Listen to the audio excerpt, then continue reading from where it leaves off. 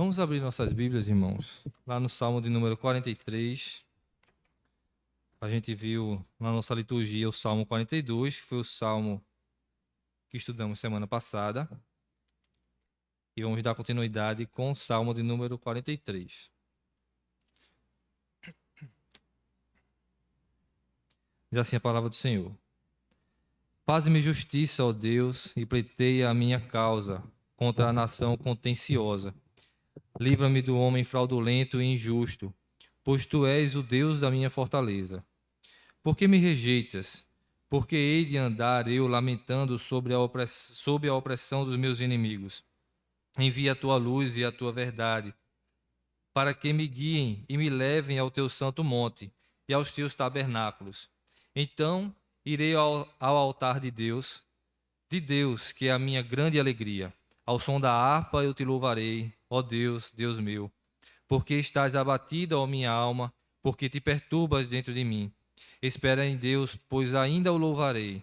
A Ele meu auxílio e Deus meu. Vamos orar? Senhor bondoso, nós te agradecemos mais um dia e mais um fim de dia, Senhor, que Tu nos concedes. E mais um dia que Tu nos permites e nos dás essa oportunidade de nos reunirmos como povo Teu na Tua casa para podermos ouvir a Tua voz, nos reunirmos também em povo santo para orar a Ti e colocar diante de nossos irmãos, participando dessa comunidade santa, separada por Ti, colocar as nossas intercessões e orarmos uns pelos outros como Tua palavra nos manda. Sabemos que Tu nos ouve, sabemos que Tu nos respondes e Tu te agradas desse momento, Senhor, e que Teu povo se reúne para Te adorar e para ouvir a Tua voz. Sacia, Senhor, nossa sede de Ti e nos dá, Senhor, o alimento que vem do Teu Santo Espírito, que vem da Tua palavra, que nós sejamos instruídos e saiamos modificados por Ti. Usa, Senhor, esse momento para a edificação da Tua igreja. Esse é o nosso pedido que humildemente te fazemos, em nome de Jesus. Amém.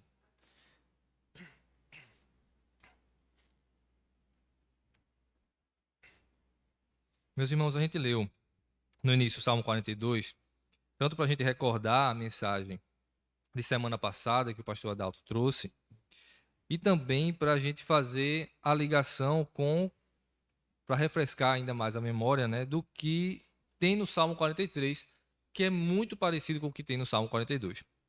Tanto que muitos teólogos vão dizer, embora a gente não veja aqui no títulozinho, né, não tem a autoria, não tem o momento em que o Salmo foi escrito, mas a grande maioria pensa que ele é a continuação do Salmo anterior, o Salmo 42, portanto, escrito pelos mesmos filhos de Corá. Tá? Por que isso? Porque a gente vê esse coro, que é o final do versículo 5, que ele diz assim, o versículo 5 do capítulo 43 que nós lemos. Diz: Por que estás abatido, ó minha alma? Por que te perturbas dentro de mim? Espera em Deus, pois ainda o louvarei. A Ele meu auxílio e Deus meu. Esse refrão, né, ele é repetido no Salmo 42, no finalzinho do Salmo 42, no versículo 11. Diz assim: Por que estás abatido, ó minha alma? Por que te perturbas dentro de mim? Espera em Deus, pois ainda o louvarei. A Ele meu auxílio e Deus meu. Do Salmo 42, não só tem no finalzinho, como tem no meio do Salmo. Esse momento também. 42, versículo 5, diz assim: Porque estás abatido, ó minha alma, porque te perturbas dentro de mim. Espera em Deus, pois ainda o louvarei, a Ele meu auxílio e Deus meu. Veja que são repetições do Salmo anterior, que já estava repetido no Salmo anterior. Como se fossem realmente estrofes, e eles se completam. E até assim, quem tem quem, quem lembra de um pouco mais de hinos, lembra talvez de um hino específico com esse refrão. Hã? Tem um louvor também, mais recente, um favorito aqui de algumas pessoas, né? E tem também um hino antigo que tem na harpa cristã. Os irmãos lembram? Diga aí um trechinho, quem lembra? Pode cantar, a gente vai cantar o hino todo não. Mas tem, porque te abates, ó minha alma. Ó, todo mundo já puxa, né? É um hino muito bonito que tem na harpa. É muito lindo realmente. E ele fala assim, esse refrão, que é o coro da música, é o refrão que tem aqui também nessas estrofes, e a gente lembrando que os salmos são cânticos, faz muito sentido, né? São músicas, então faz todo sentido a gente cantar isso, de que, por que estás abatido, ó minha alma, por que te perturba diante de mim? Espera em Deus. Existe também um versículo desse Salmo 43 que é praticamente o mesmo que tem no capítulo 42.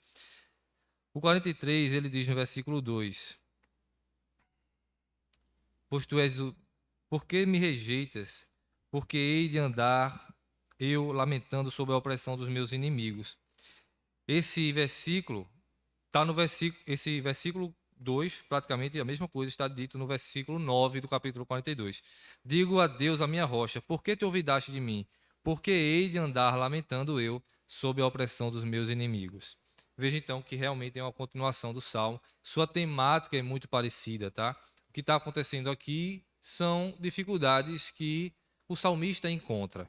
E ele diz exatamente qual o motivo do seu lamento, é um salmo de lamento, no versículo 1. Faze-me justiça, ó Deus. Está clamando ao Senhor.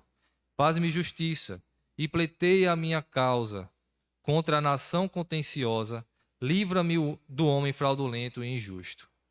Daqui a gente já consegue perceber que esse salmo não é tão distante da realidade que nós vivemos, não é verdade? Não ficou em Israel no tempo lá, não aconteceu unicamente com os filhos de Corá. O salmista viveu num tempo onde as pessoas viviam distantes do Senhor, onde as coisas eram feitas de forma desonesta. Existia o cotidiano das pessoas, como existe hoje, e no cotidiano que neles havia, assim como há hoje também, existe muita desonestidade. Existem pessoas querendo tirar proveito das outras, onde aqueles que tentam se manter justos, andar correto como Deus requer, eles são muitas vezes escanteados. Ou eles sofrem um dano, eles são os explorados e não pagam na mesma moeda porque esperam em Deus e o Senhor diz: "A mim pertence a vingança". E aí cada vez mais você vai ficando mais lesado, você se sente cada vez mais humilhado, não é? Vai batendo uma revolta. Veja se não é exatamente assim que acontece com a gente. Quando a gente começa a ser roubado, às vezes roubado realmente de tanto de nosso financeiro, às vezes como de nossa bondade. Parece que o mundo faz arrancar da gente aquilo que é bom nosso, como que ele exigisse que a gente fosse mal também, na exploração, no, na, es- nos abusos, né? E a gente cada vez mais se apega à palavra do Senhor. Jesus vai dizer: dá outra face, pediu a capa, dá também tudo, né? Anda mais uma légua, a gente fica, vão dar mais uma légua, eu já andei 10 léguas e não para mais não.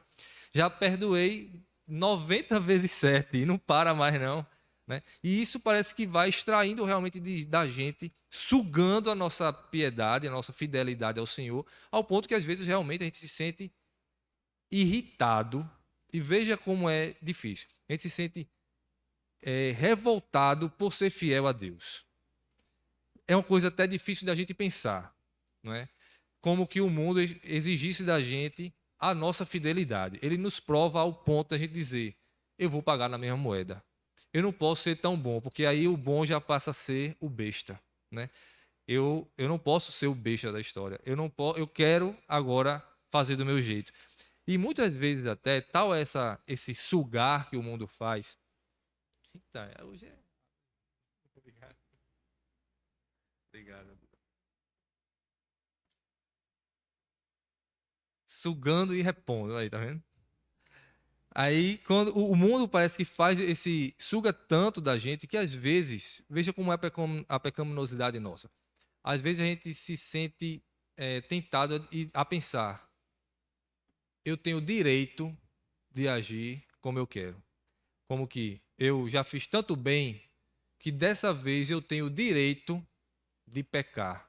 Como que a gente agora, Deus vai dar licença, não é? Para a gente agir da nossa maneira e a gente se vingar, a gente agir igual e muitas vezes tirar um lucro para nós mesmos de forma indevida, como o mundo diz. Eu estou falando algo que é longe da realidade de vocês demais, ou é verdade? É verdade, não é?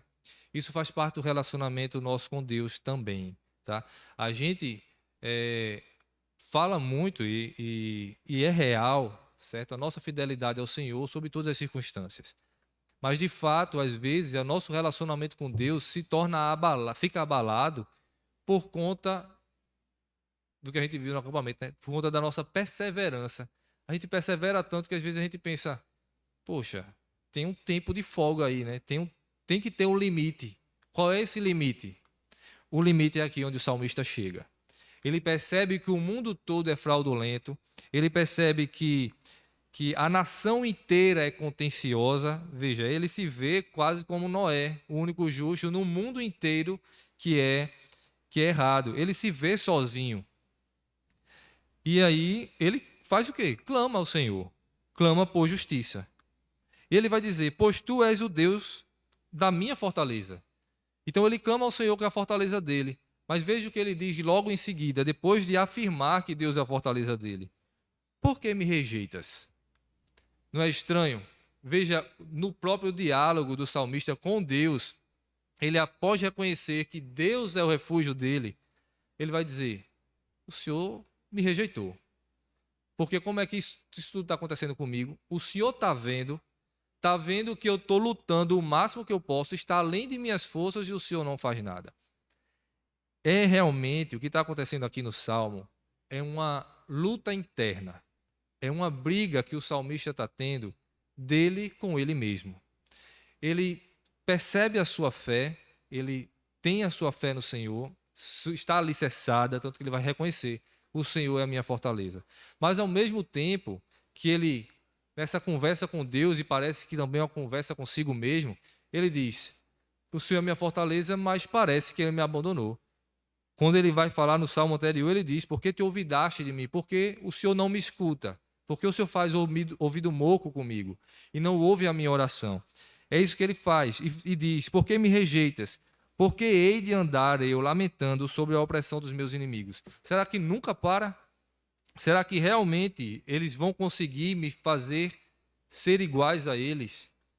Será que toda a luta é em vão e eu vou acabar me tornando igual ao mundo porque minha força não dá mais?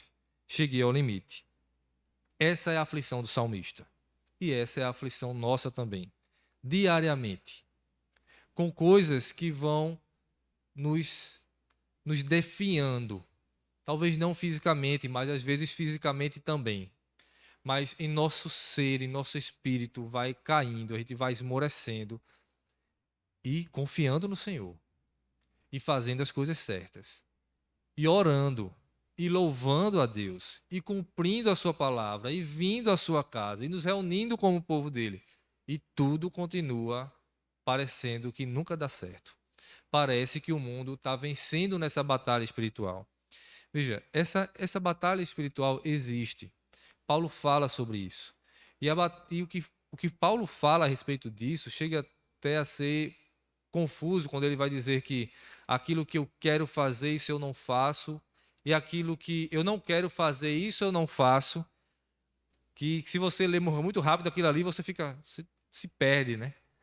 Paulo está dizendo que a vontade que ele tem de agradar ao Senhor, de obedecer ao Senhor, ele não encontra forças para aquilo e acaba não fazendo aquilo que ele quer fazer, que é agradar ao Senhor. Mas a sua carne, que é oposta a isso, exige que ele faça aquilo que ele não quer fazer, que é desagradar ao Senhor.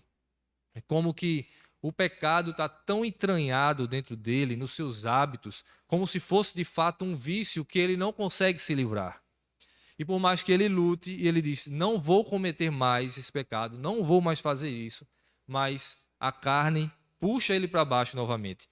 E a carne, ele dentro de si, nesse questionamento terrível, nessa luta, e o mundo inteiro dizendo, como uma torcida: faz o que não presta, faz o que não presta, como que querendo realmente que a fé se mingue. Essa é a luta do cristão. Esse salmo nada mais é do que uma conversa numa oração do salmista consigo mesmo e nos ensinando a fazer a mesma coisa em momentos assim. A gente reconhece o Senhor é a nossa fortaleza, mas às vezes também a gente tem que reconhecer e tem que dizer a Ele: Senhor, parece que o Senhor me rejeitou. O Senhor não está me ouvindo, não? Né? E o relacionamento com Deus, ele tem que ter essa conversa, ele tem que ter essa abertura. Isso se chama intimidade. Tudo que a gente fala sobre intimidade com Deus não é simplesmente esperar as coisas boas e só falar para Ele as coisas boas. Não é a gente pedir para Ele resolver os nossos problemas, né? Que às vezes a gente coloca tudo para Ele como se fosse um gênio da lâmpada, né? A gente pede que Ele cure as nossas feridas, que Ele sare os nossos entes queridos, que determinada situação que aconteceu, algum conflito familiar ou fora, no trabalho, alguma coisa se resolva. Né? Se eu estou desempregado, que Ele me abra umas portas de emprego. Tudo isso, né? Que é correto pedir, a Bíblia nos manda pedir, né? Colocar diante dele as nossas petições, abrir o nosso coração nesse sentido também. E também agradecer. Nós também oramos agradecendo e não existe nada errado nisso. A palavra de Deus também nos ensina isso, a agradecer, colocar diante dele. Mas também existe esse lado, que é um lado mais sombrio de nosso ser, da nossa alma, que é o questionar e o reclamar também, o se queixar. Existe um limite, tá? A gente vai ver no livro de Jó que Jó reclamou bastante. E Jó parece que passou dos limites. Que Deus vai dar uma resposta muito dura a Jó. E porque Jó vai chegar ao ponto de dizer: se eu estivesse na presença de Deus, eu lhe exporia a minha causa como um advogado e ele me ouviria. Veja, a petulância de Jó de achar que pode chegar na presença do Senhor e dizer que ele não merece aquilo ali. Que ele, como se estivesse igual com Deus. E Deus vai dizer, quando Deus responde a Jó, ele diz: você é igual a mim. Foi isso que você disse. Então eu vou lhe perguntar e você me responde. E Deus começa a fazer perguntas a Jó sobre o início de tudo, sobre monstros marinhos que eles não conhecem, sobre coisas que ele desconhece de toda forma. E Jó, a única resposta de Jó, depois de toda a palavra de Deus a respeito dele, no que ele queria que acontecesse, ficasse de frente com Deus, Jó diz: porei a mão na minha boca, uma vez falei e não falo mais. Jó sentiu o peso da palavra do Senhor naquela reclamação. Mas, em certo sentido, podemos sim questionar o Senhor. Abrir para Ele o nosso coração e dizer: Senhor, isso está além do que eu consigo fazer, além do que eu consigo suportar. Essa situação está difícil demais. Eu oro por isso há muito tempo. O Senhor não está me ouvindo. O Senhor parece que me rejeitou. Questionar a Deus segundo a sua palavra. Porque o próprio Jesus disse que estaria conosco até o fim dos tempos, até a consumação dos séculos. E aí você se sente só. É hora de você realmente orar, se prostrar de joelhos ao Senhor e dizer: Senhor, eu estou sozinho ou o Senhor está comigo? E pedir para que Ele se mostre a você. Orar ao Senhor e dizer: Senhor, a minha causa, o meu problema, a minha situação difícil, o mundo contencioso e as pessoas que são desonestas estão vencendo essa batalha. O meu coração e a minha carne está vencendo essa batalha. Eu estou a ponto de esmorecer, embora eu queira servir ao Senhor firmemente. Servir ao Senhor como o Senhor quer, com fidelidade. Mas parece que essa luta eu estou perdendo. Eu preciso do seu auxílio, eu preciso da sua força. Não me rejeite minha oração. Eu preciso do Senhor. Isso são orações honestas que nós precisamos fazer ao Senhor. Reconhecer o nosso lugar de servos, de miseráveis pecadores, não merecedores de sua graça. Não somos merecedores, somos merecedores da justiça dele. E se ele quiser fulminar a gente agora, ele fulmina e ele não se torna pecador por conta disso. Porque nós merecemos de fato a morte. Mas ele abriu portas para isso. Rasgou o véu para que nós pudéssemos ter esse diálogo com ele. Ele se deu a conhecer na figura do Senhor Jesus, em toda a sua palavra, em toda a sua escritura. Ele quer esse relacionamento. Ele diz que de servos que éramos, passamos a ser filhos. E essa abertura de filhos que falam ao Pai, Ele quer que exista também. De nós chorarmos diante dele e dizer: eu quero o seu colo de pai. Eu quero ser tratado com carinho. Eu quero que o Senhor me console em determinados momentos de nossa vida. Eu quero que essa coisa toda passe. É isso então que o salmista fala. E o salmista também nos ensina, além de nos ensinar como nos relacionar com Deus, ele vai falar também do que ele espera do Senhor. Veja o que diz o versículo 3.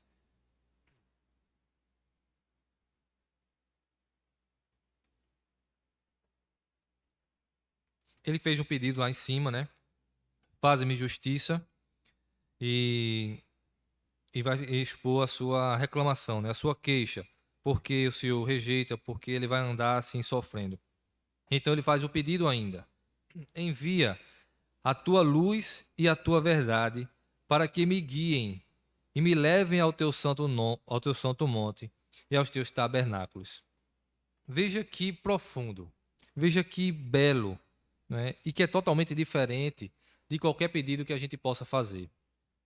Porque quando a gente sofre e pede ao Senhor para que o Senhor nos livre daquele mal específico, daquilo que está tirando a nossa paz, não existe nada errado nisso, tá? Mas pense que aqueles que não renderam suas vidas a Cristo, eles fazem a mesma coisa. Eles clamam ao Senhor.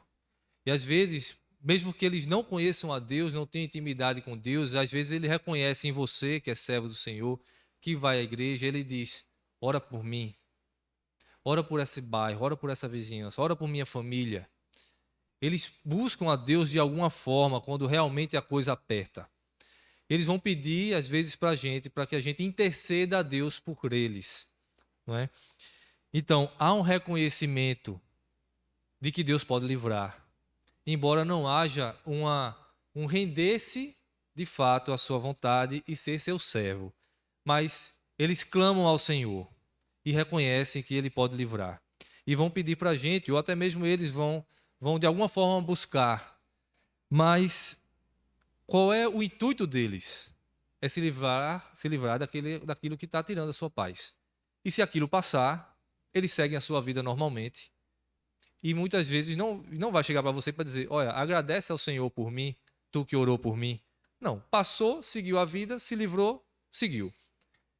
O salmista ora por justiça, mas o que ele quer vai além do que a justiça e do resolver que ele quer. Ele quer muito mais do que isso. Ele quer alcançar o santo monte e os tabernáculos. Ele quer estar na presença de Deus como servo de Deus, vivendo na morada celestial. Ele vai pedir que nesse mundo conturbado, que mostra a ele diversos caminhos que não é o caminho correto, que o Senhor mostre a luz e a verdade, e essa luz e a verdade guiem ele.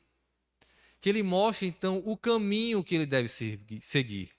Se ele está sozinho no mundo todo, que diz para ele andar de modo errado, ele precisa de um norte.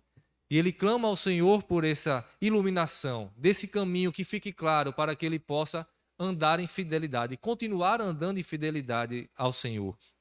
Porque ele sabe que esse caminho que o Senhor mostrar vai levá-lo ao tabernáculo, vai levá-lo ao santo monte de Deus, a morada do Altíssimo. É muito mais do que resolver o nosso problema aqui. É muito mais do que eu estou passando por dificuldade financeira, eu ter um novo emprego. Eu estar doente, ou alguém de minha família está doente, e eu ser sarado. É muito mais do que isso. Novamente, não que pedir essas coisas seja errado. É legítimo, é correto, o Senhor nos ensina isso, a palavra de Deus nos ensina isso. Mas o nosso almejar, o nosso louvor a Deus, vai além disso. Vai além da doença. Se o Senhor sarar a nossa doença ou do nosso ente querido, aquilo que a gente tanto clama, se ele responder de forma afirmativa a isso, louvado seja o Senhor. E se não, louvado seja o Senhor. E se o vício passar? E se o emprego não chegar? E se as coisas do trabalho não resolverem? E se aquele problema dentro de casa persistir ainda mais? Louvado seja o Senhor por conta disso. porque o Senhor faz o seu caminho na tormenta. O Senhor está acima da tempestade. Então o Senhor é louvado independente disso. E o nosso foco, o nosso alvo de nossa oração não é se livrar de um problema aqui, porque Ele já nos garantiu uma morada celestial, que é muito além do que a realidade aqui. Então, por que a gente está limitado aqui? Entende? Essa é a diferença do verdadeiro cristão, daqueles que não conhecem a Deus, mas clamam a Deus quando querem se livrar de alguma dificuldade. Porque a vida deles é aqui. E a Bíblia vai dizer se a vida do ser humano, se quem crer que a vida acaba aqui, ele é o pior dos pecadores, é aquele que vive total desesperança. Mas aqueles que confiam na vida por vir, estão garantidos em Cristo Jesus, eles não têm que almejar uma vida eterna na terra, porque a vida na terra, do jeito que está em pecado, é uma vida de sofrimento, de cardos e abrolhos e espinhos que surgiram desde o pecado. Mas a vida com Cristo, a vida no lar celestial, é muito além disso. E é nela que nós almejamos. Nós queremos sim que a nossa aflição seja aliviada, mas nós miramos no alvo eterno, não na realidade passageira. Ele continua dizendo o que ele vai fazer quando chegar nesse lar eterno. Depois que o Senhor enviar a sua luz e a sua verdade, que ele vai lhe guiar no caminho, ele continua mirando, não mais no problema. Ele saiu agora da parte do homem fraudulento, saiu da nação contenciosa, saiu de andar lamentando em opressão. Ele quer que o Senhor envie o socorro, mostrando o seu caminho para chegar ao alvo celestial. Ele continua mirando no alvo celestial. Quando ele chegar nesse lar celestial, o que é que ele vai fazer? No versículo 4. Então irei ao altar de Deus, que é a minha grande alegria. Ao som da harpa eu te louvarei, ó Deus, Deus meu. Veja como é bela a fé. Veja como é muito maior do que uma realidade aqui. E a fé é justamente isso. É você olhar além do que os seus olhos podem ver. A certeza naquilo de que você não pode ver. Ele não pode ver o lar eterno.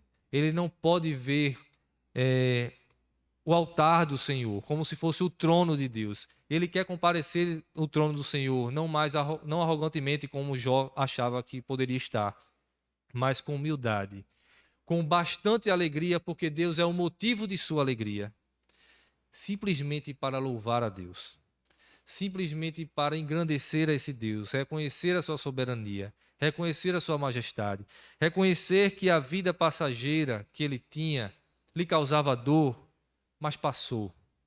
E o motivo de sua alegria, ele quer que volte. Tudo que ele está pedindo aqui é motivos novamente para sorrir.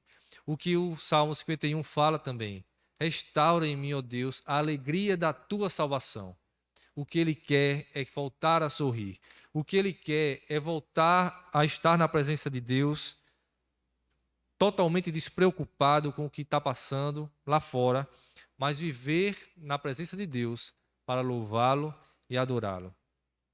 Isso aqui é como Pedro andando por cima das águas. Jesus diz, vem, e ele começa a andar por cima das águas. E o que a palavra de Deus vai dizer é, atentando ele para o vento e o mar, ele começa a afundar.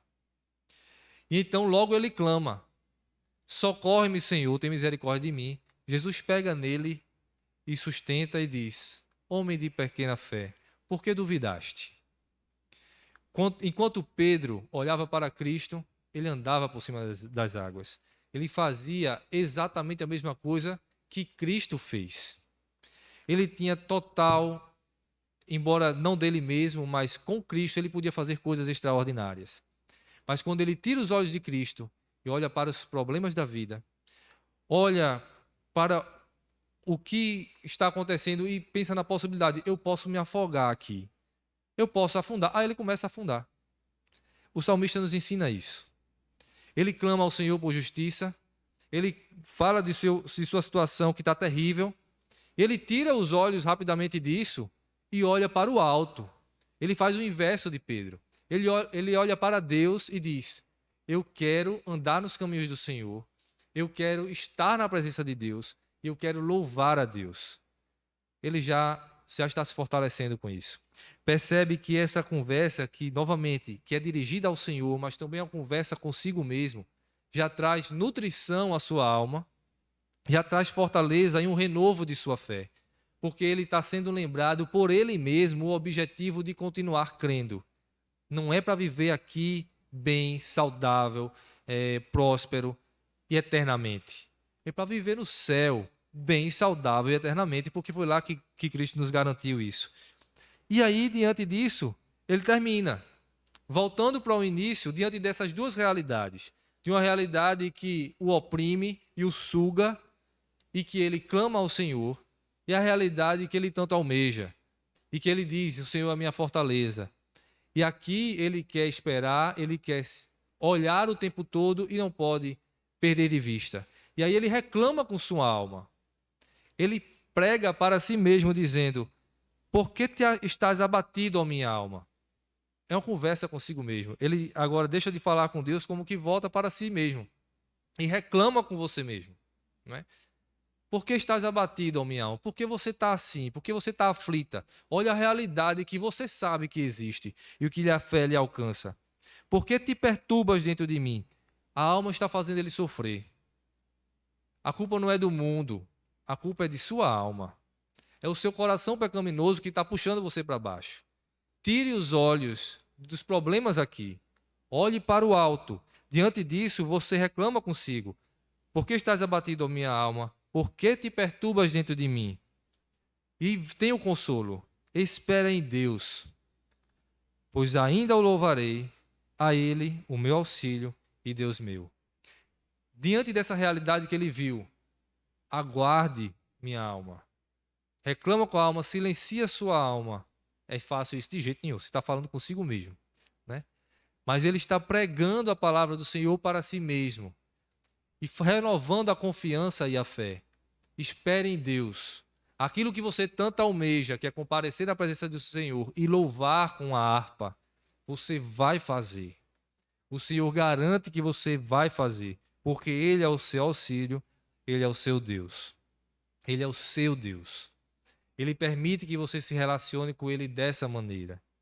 Veja então como esse salmo é tão próximo nosso, é tão próprio nosso, e como ele deveria ser tão usado por nós, para nos ensinar de fato o nosso modo de nos relacionarmos com Deus, o modo respeitoso de o tratá-lo como Pai, e pedir e clamar, não exigir que você não tenha esse direito, mas de clamar ao Senhor como filho íntimo e querido, porque Ele deu a vida.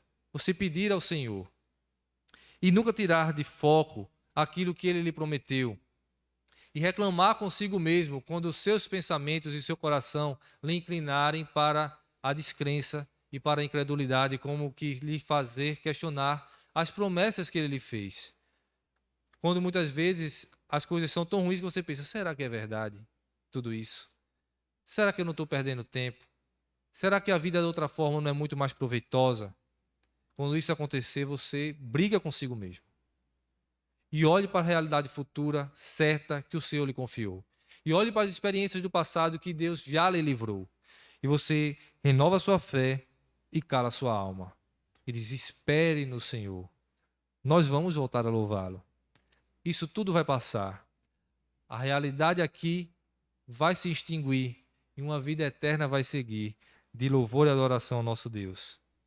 Que esse seja um momento nosso também de reflexão, esse momento de aprendizado para nós falarmos com nós mesmos e também de estar na presença do Senhor, louvando a Ele, agradecendo a Ele, experimentando todo o bem que vem dEle, mas louvando a Ele independente se o momento está bem ou se o momento não está bem, se é bom ou se é ruim, porque tudo vai passar. Tem um prazo a cumprir. Cristo vai voltar e todo choro vai secar e todo cinza de nossa cabeça será retirado e uma coroa de glória será colocada sobre aqueles que esperam no Senhor. Então, por que estás abatido, ó minha alma? Porque te perturbas dentro de mim. Espere em Deus. Nós louvaremos. Ele é o nosso auxílio e nosso Deus. Amém.